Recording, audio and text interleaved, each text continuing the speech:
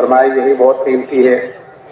پھر عصر کی نماز کے بعد کا وقت اور زیادہ قیمتی ہے کہ حدیث پاک کا مفہوم ہے، اللہ تعالیٰ فرماتا ہے کہ تو فجر کی نماز کے بعد اور عصر کی نماز کے بعد تھوڑی دیر مجھے یاد کر لیا کر، میں درمیانی حصے میں تیری کفالت کروں گا۔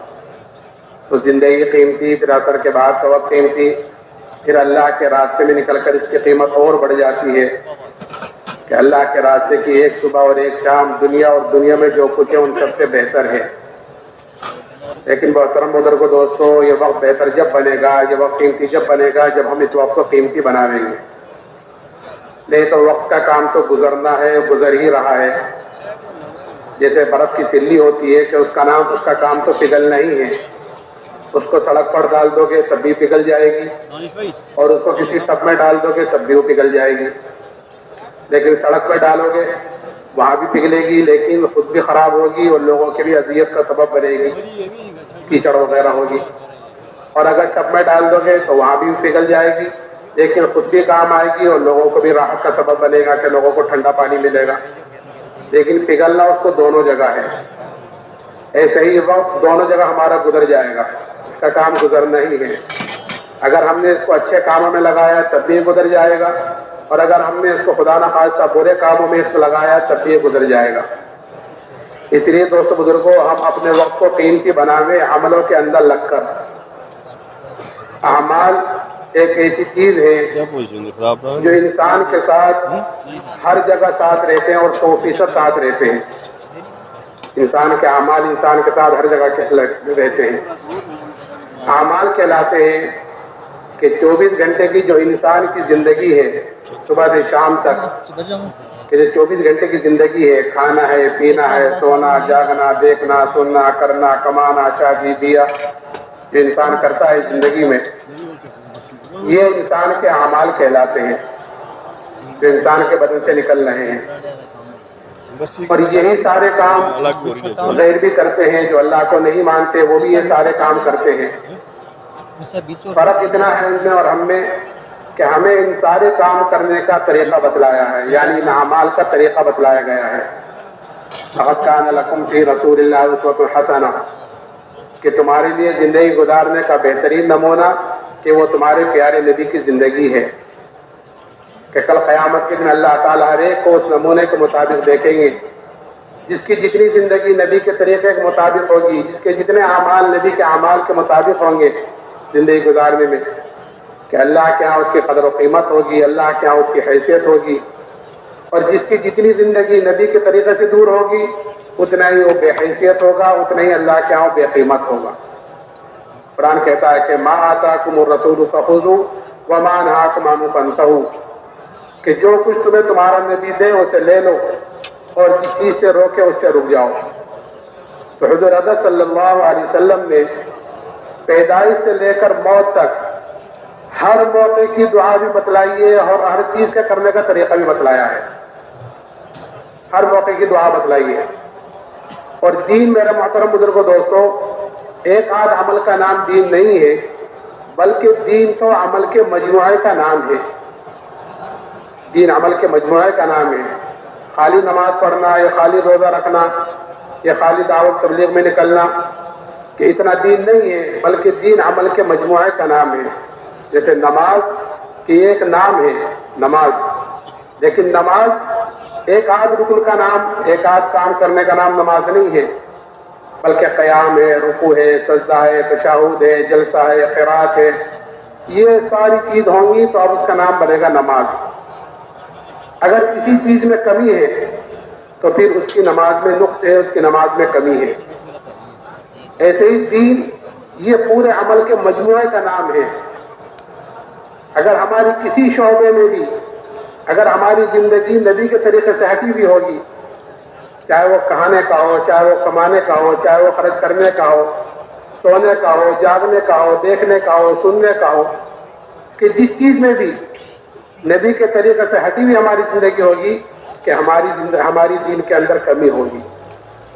اس لیے میں نے کہا کہ ہمارے ساتھ یہ اعمال 100% ساتھ رہتے ہیں، ہر جگہ ساتھ رہتے ہیں جو ہم کر رہے ہیں۔ ان عملوں کو صحیح رخ پر لانے کے لیے ہماری زندگی صحیح رخ پر آ جائے کہ اس کے لیے جناب رسول اللہ صلی اللہ علیہ وسلم کا طریقہ ہے۔ اس لیے ہم اپنے وقت کی حفاظت کریں، ہم اپنے عملوں کی طرف سے فکر مند رہیں۔ میرے محترم بزرگوں، دوستو، اللہ تعالیٰ نے ہر انسان کے ساتھ دو نسبتیں لگا رکھی ہیں۔ ہر انسان کے ساتھ دو نسبتیں ہیں، اور نسبت جتنی اونچی ہوتی ہے، نسبت جتنی اعلیٰ ہوتی ہے کہ ذمہ داری بھی اس کے اوپر اتنی ہی بڑی ہوتی ہے۔ دنیاوی اعتبار سے ہم دیکھیں تو ایک لڑکا بادشاہ کا بیٹا ہے تو اس کے اوپر جو ذمہ داری آئے گی وہ ملک کے اعتبار سے آئے گی، کیونکہ اس کی جو نسبت لگی ہوئی ہے وہ بادشاہ کے ساتھ لگی ہوئی ہے کہ شہزادہ ہے، ملک کا شہزادہ ہے، تو اس کے اوپر، شہزادے کے اوپر جو ذمہ داری آئے گی وہ پورے ملک کے اعتبار سے آئے گی، کیونکہ نسبت اس کے ساتھ بڑی لگی ہوئی ہے۔ ایک کسی دھوبی کا بیٹا ہے، یہ کسی درزی کا بیٹا ہے، تو اس کے اوپر جو ذمہ داری آئے گی وہ اس کے اعتبار سے آئے گی کہ اس کے گھر تک محدود ہوگی وہ ذمہ داری، کیونکہ اس کے ساتھ نسبت اس کے اعتبار سے لگی ہوئی ہے۔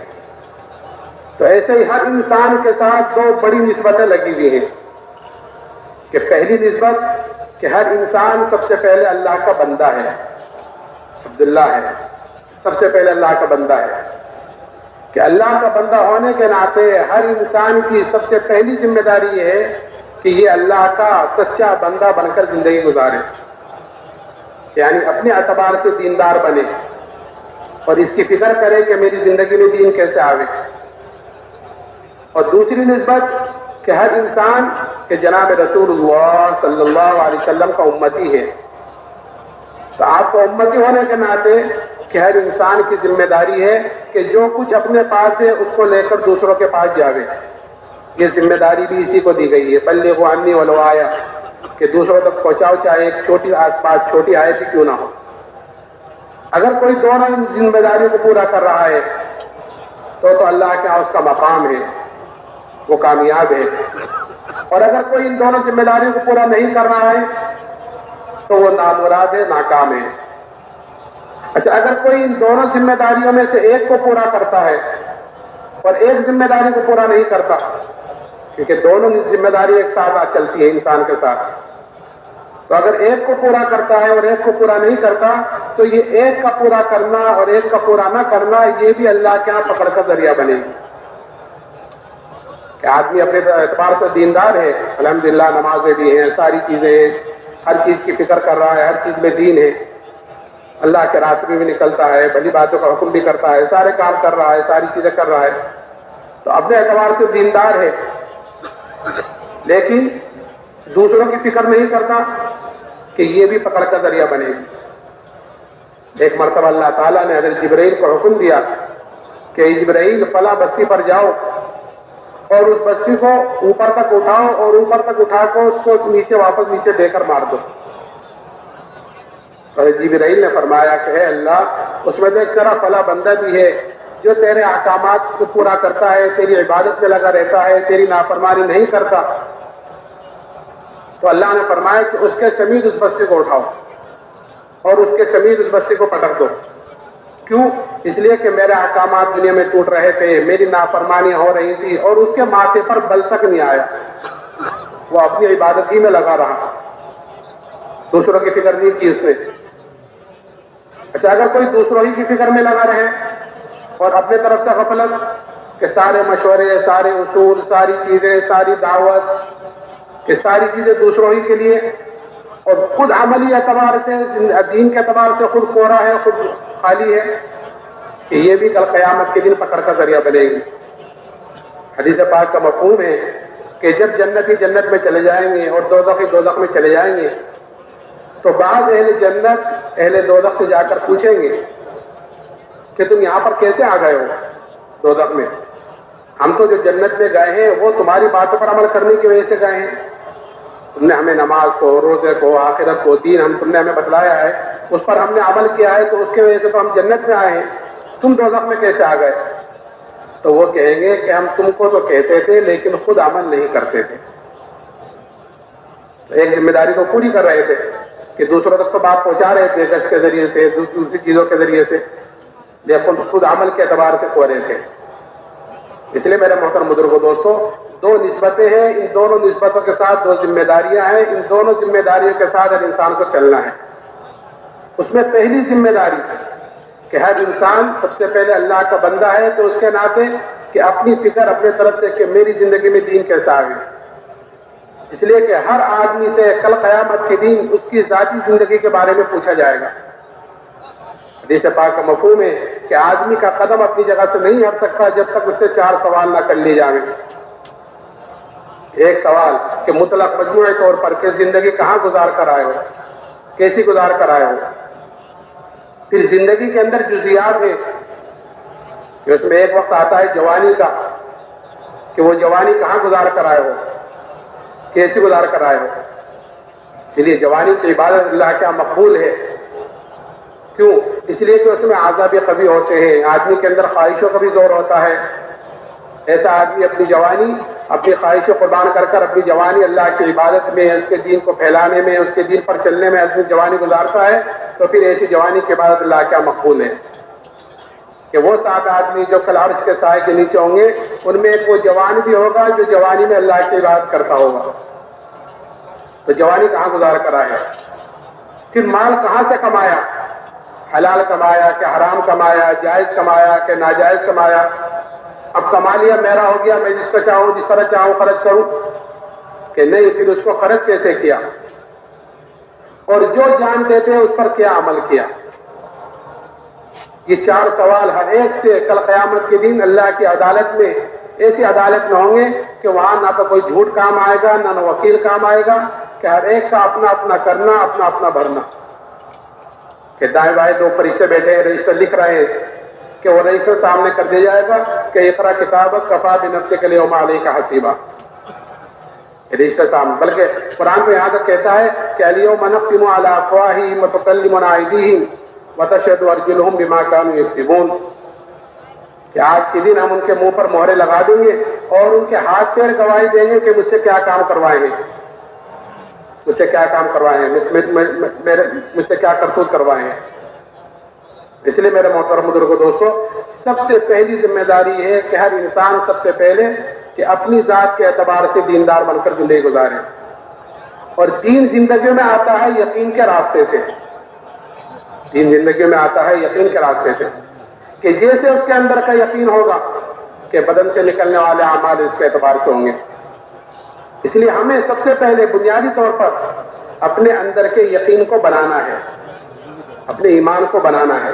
یقین یعنی اپنے ایمان، کہ ایمان یہ اللہ نے ہمیں سب سے بڑی نعمت مرحمت فرمائی ہے، ایمان کی دولت یہ سب سے بڑی نعمت، اس لیے کہ انعامات تو اللہ تعالیٰ کے بے شمار ہیں، کہ قرآن کہتا ہے وَإِن تَعُدُّوا نِعْمَتَ اللَّهِ لَا تُحْصُوهَا، کہ اللہ تعالیٰ کے انعامات تو اتنے ہیں کہ اگر تم اللہ کی نعمتوں کو گننا چاہو، شمار کرنا چاہو، تو تم اللہ کی نعمتوں کو گن نہیں سکتے، شمار نہیں کر سکتے۔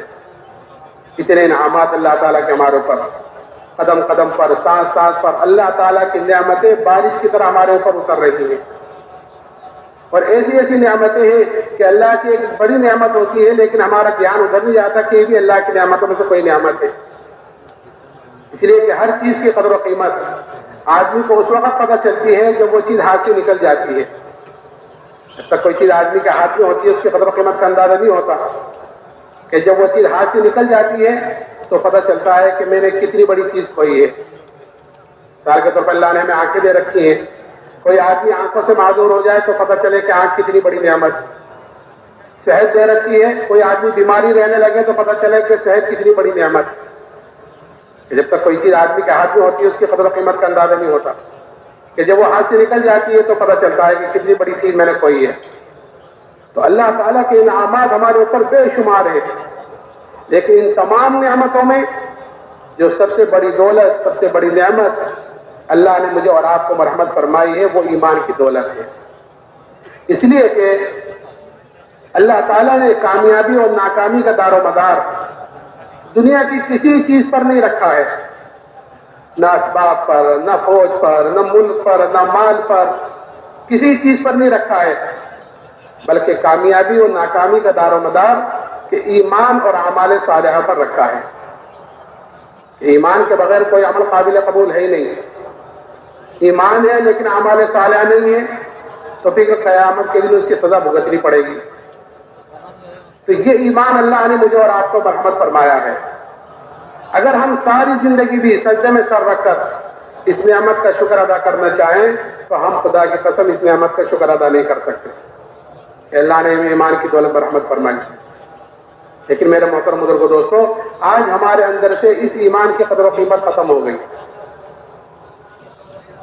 یا کم سے کم ہو گئی۔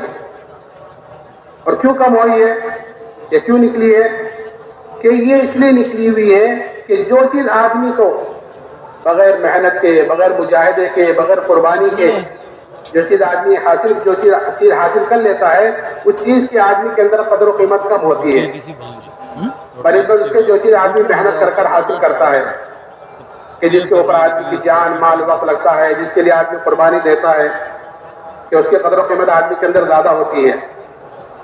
اور جو چیز آدمی کو بغیر محنت، بغیر مجاہدے کے مل جائے، جیسے کسی لڑکے کو باپ کا مال مل جائے وراثت میں، تو اس کے اندر اس کی قدر و قیمت نہیں ہوتی، کیونکہ محنت ہی نہیں لگی ہوئی ہے اس کی، یوں خرچ کرتا رہتا ہے، بیکار دیکھتا رہتا ہے، کیونکہ اس کی محنت نہیں لگی ہوئی ہے۔ تو ایمان کیونکہ ہمیں بغیر محنت کی مل گیا، اس لیے ہمارے اندر ایمان کی قدر و قیمت کم ہے۔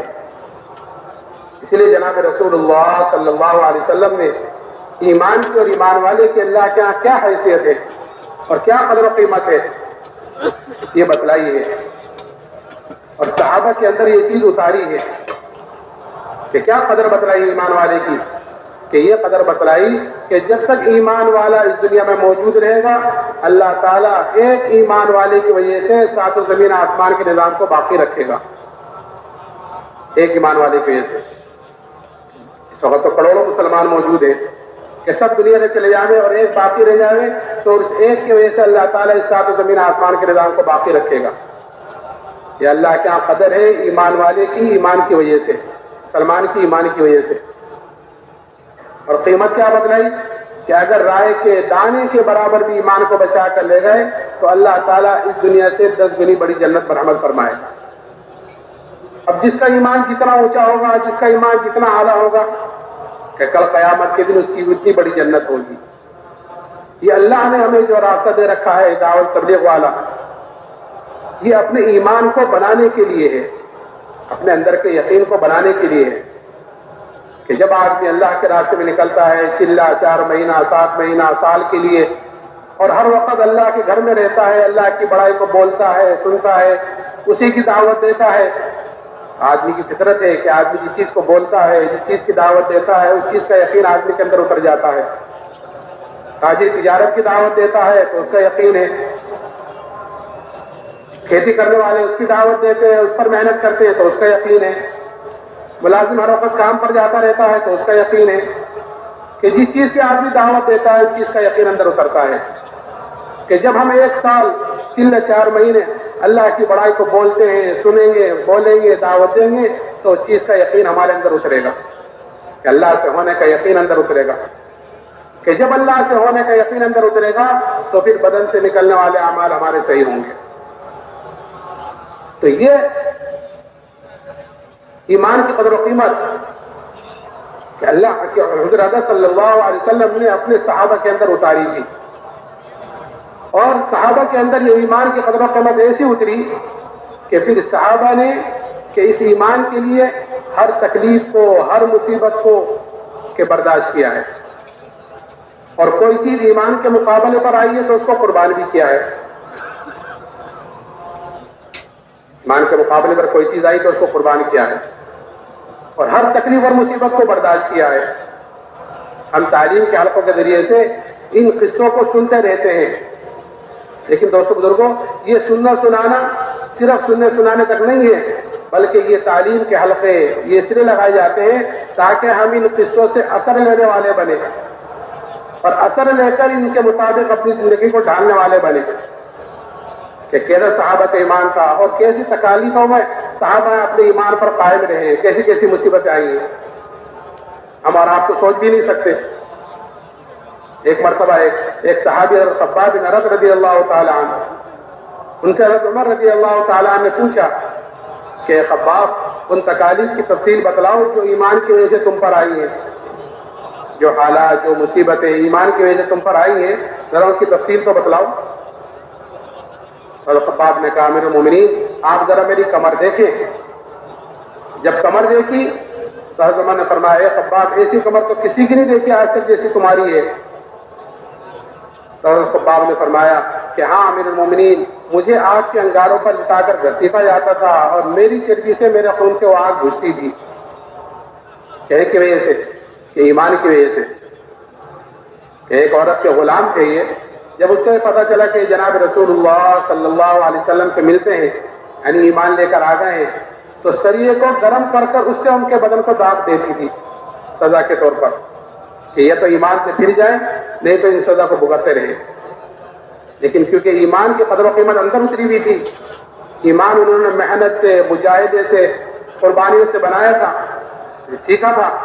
صحابہ فرماتے ہیں کہ تعلمنا الایمان ثم تعلمنا القرآن, کہ پہلے ہم نے ایمان کو سیکھا ہے, ایمان کو بنایا ہے, ثم تعلمنا القرآن, پھر قرآن کو سیکھا ہے. قرآن یعنی شریعت دین, کہ جب ایمان اندر مضبوط ہو گیا, جب ایمان اندر اتر گیا, جب یقین اندر اتر گیا اور یقین بن گیا تو پھر دین پر چلنا بھی آسان ہو گیا.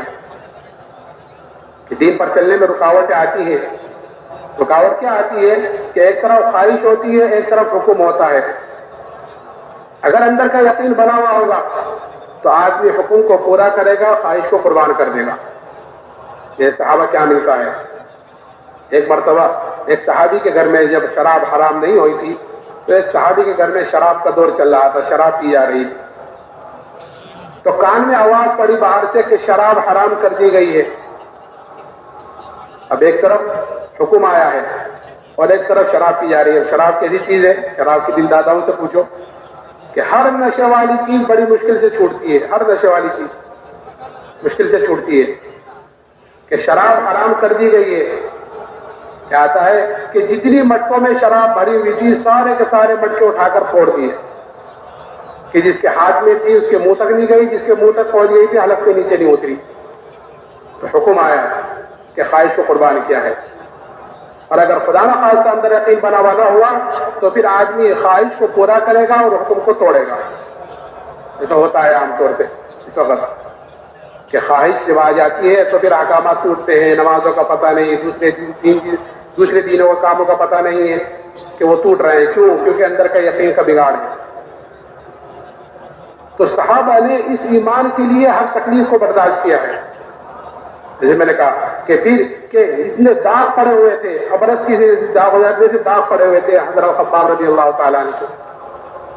اور پھر اتنا ہی نہیں, جب فتوحات کا دروازہ کھلا اللہ کی طرف سے, جب فتوحات کا دروازہ کھلا اللہ کی طرف سے تو پھر صحابہ اس پر رویا کرتے تھے کہ کہیں ہماری تکلیفوں کا, ہماری مشقتوں کا بدلہ کہیں دنیا میں تو نہیں مل رہا ہے. اس لیے کہ ان کو پتا ہے یہاں جو ملے گا وہ وقتی ملے گا اور تھوڑا ملے گا, کہ آخرت کے اعتبار سے کہ تھوڑا, اور وقتی کے موت تک. اور آخرت میں جو ملے گا کہ وہ ہمیشہ کے لیے ملے گا اور دنیا سے بہت زیادہ ملے گا. اس لیے صحابہ اکرام رضی اللہ عنہ اجمعین اس پر رویا کرتے رہے کہ کہیں ہماری تکلیفوں کا, ہماری مشقتوں کا بدلہ کہیں ہمیں دنیا میں تو نہیں مل رہا ہے. تو یہ تکلیفیں برداشت کرنا ایمان کے خاطر. اور پھر صحابہ نے اس ایمان کے لیے قربانیاں بھی دی ہیں, یہ تکالیف برداشت کی ہے کہ قربانیاں بھی دی ہیں. کیسی کیسی قربانی دی ہے. ایک صحابی حضرت عبداللہ ابن حذافہ رضی اللہ تعالی عنہ, ان کو روم کی فوج نے قید کیا, قید کر لائے اور قید کر ان کو بادشاہ کے سامنے حاضر کیا. بادشاہ نے ان کے اوپر نصرانیت کو پیش کیا کہ تم نصرانی ہو جاؤ تو میں آدھی بادشاہ تم کو دینے کو تیار ہوں, آدھی سلطنت. وہ کہنے لگے کہ آدھی سلطنت نہیں, اگر تو پوری بادشاہت دے اور جتنی عرب کی بادشاہت ہے سب کی سب دے, تب بھی میں پلک جھپکنے کے برابر ایمان کو چھوڑنے کو تیار نہیں. صرف آدھی بادشاہت نہیں, پوری بادشاہت, عرب کی جتنی بادشاہت ہے سب کے سب دے, تب بھی میں پلک جھپکنے کے برابر ایمان کو چھوڑنے کو تیار نہیں. اور پھر اتنا ہی نہیں کہ چھوڑ دیا کہ اچھا نہیں مانتے تو جاؤ گھر چلے جاؤ. کہ دوسری چیز دھمکی. دھمکی تو کیا, اصل تو دوستو بزرگوں اللہ کی طرف سے حالات آتے ہیں اور آزمائشیں آتی ہیں یہ دیکھنے کے لیے کہ یہ اپنے ایمان میں کتنا مضبوط ہے.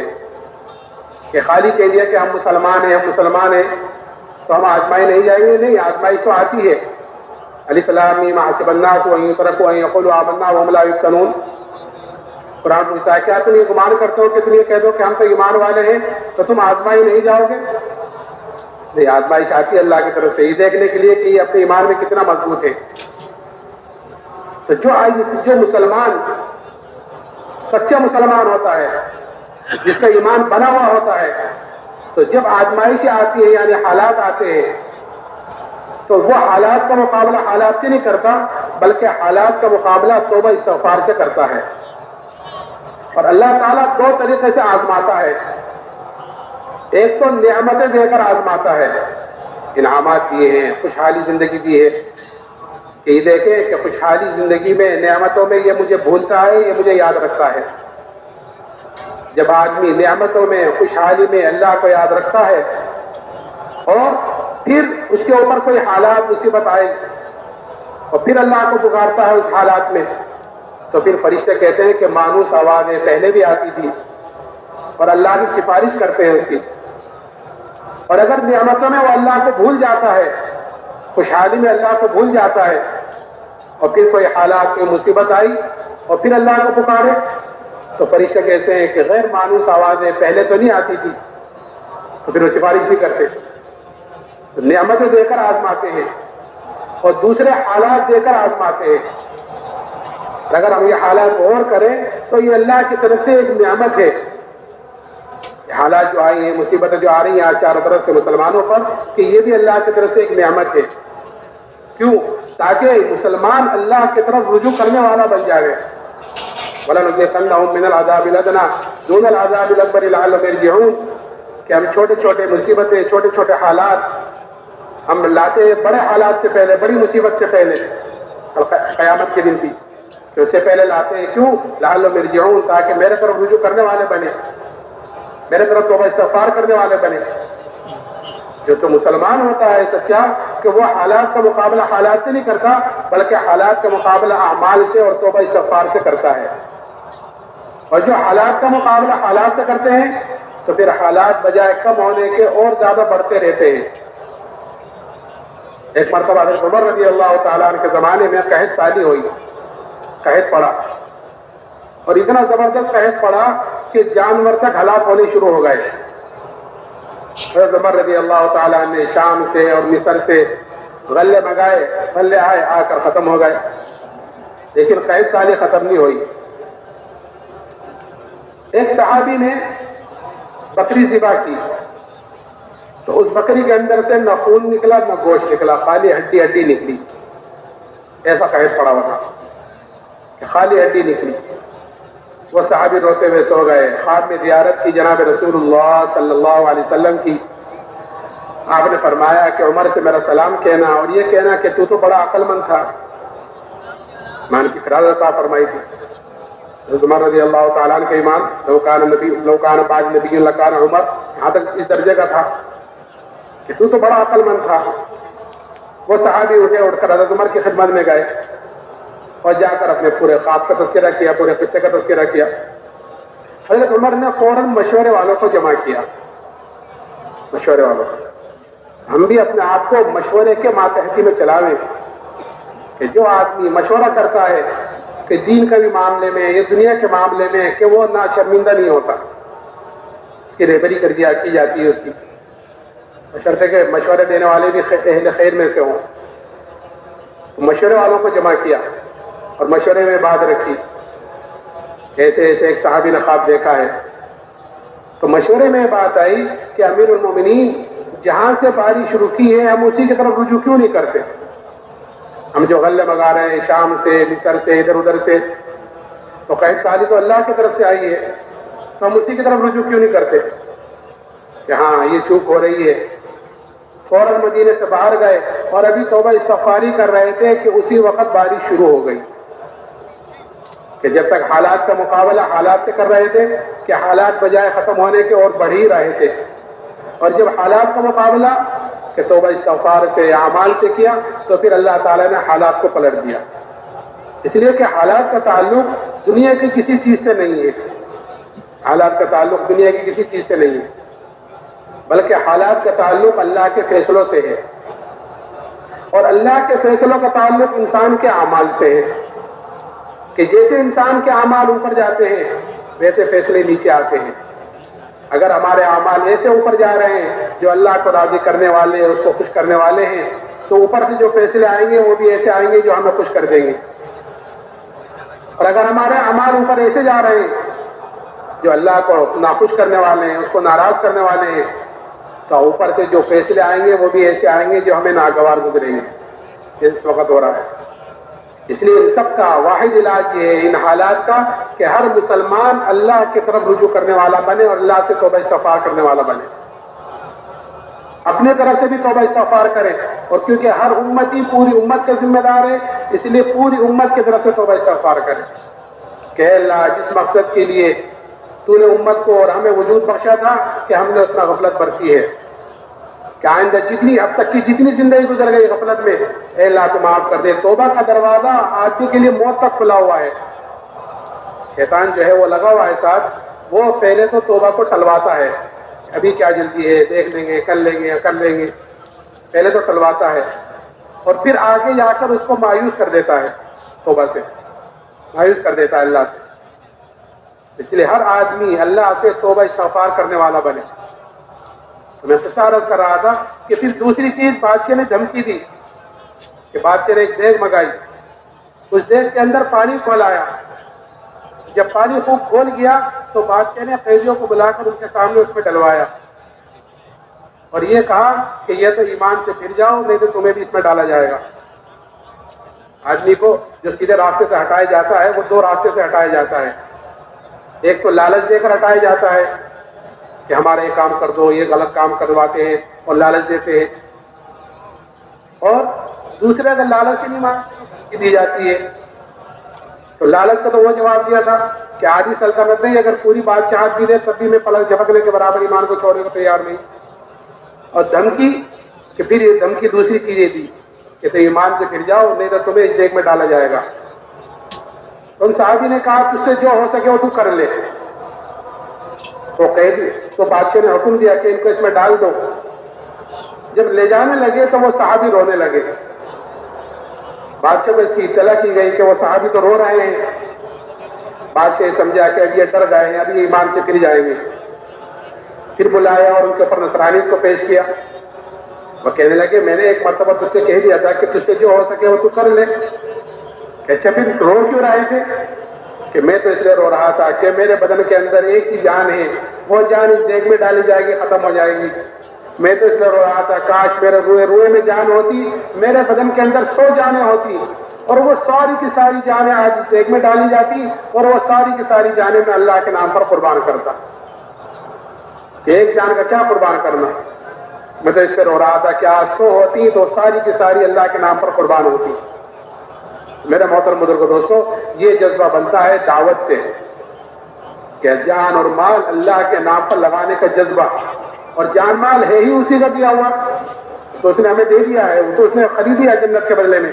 ان اللہ اشتری من المؤمنین انفسهم واموالهم بان لهم الجنہ، اللہ نے مومنین کا جان اور مال جنت کے بدلے میں خرید لیا۔ یہ تو اس کے احسانات میں سے احسان ہے کہ اس نے ہمیں دوبارہ دے دیا ہے۔ اب یہ جان مال اسی کے کام کرنے لگے، اسی کے دین پڑھنے لگے، باقی ہر چیز پہ لگ جائے، تو یہ تو کتنا بڑا ظلم ہے۔ اس لیے اللہ سے توبہ استغفار کرے، کہ جتنا توبہ استغفار کریں گے اللہ تعالیٰ آگے کی راہ کھولتا چلے جائے گا۔ میں نے عرض کیا کہ دعوت سے یقین بنتا ہے، اور ذکر سے اندر کی غفلت ختم ہوتی ہے۔ آج ہمارے اندر غفلتیں بھی ہیں۔ کیسی غفلت ہے؟ کہ ایسے غافل ہیں ہم لوگ کہ ایک آدمی اللہ کے گھر میں اللہ کے سامنے کھڑا ہوا ہے اور غافل ہے، اللہ ہی سے غافل ہے، نماز پڑھ رہا ہے اور اللہ ہی سے غافل ہے، کہ کوئی دکان میں، کوئی کھیت میں،